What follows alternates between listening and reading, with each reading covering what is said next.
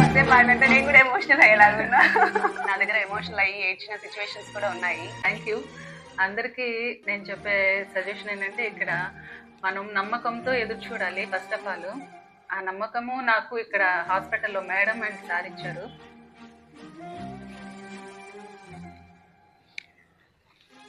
చాలా సార్లు తను నా దగ్గర ఎమోషనల్ అయ్యి ఏడ్చిన సిచ్యువేషన్స్ కూడా ఉన్నాయి. సో అట్లా సాడ్ టీయర్స్, బాధతో ఏడ్చిన వాళ్ళని నేను చూసాను. తర్వాత హ్యాపీ టీయర్స్తో మంచి బేబీస్ని తీసుకెళ్ళిన వాళ్ళని కూడా ఎంతో మందిని చూశాను.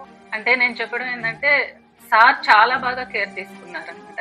సారే నన్ను చెన్నై తీసుకెళ్తాను, నీకు ట్రీట్మెంట్ చేయిస్తానమ్మా, నేను చూస్తాను, ఎరా చేపిస్తాను.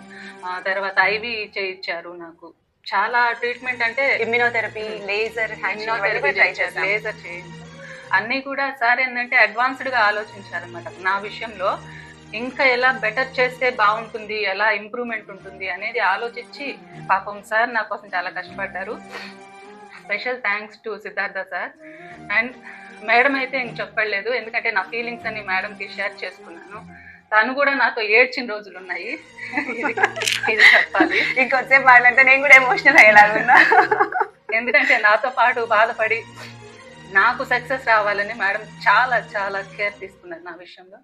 సో ఈ విషయంలో మేడంకి స్పెషల్ థ్యాంక్స్, సార్కి special thanks, and Siddhartha nursing home స్టాఫ్కి కూడా స్పెషల్ థ్యాంక్స్ చెప్తున్నాను. Thank you very much. Thank you so much.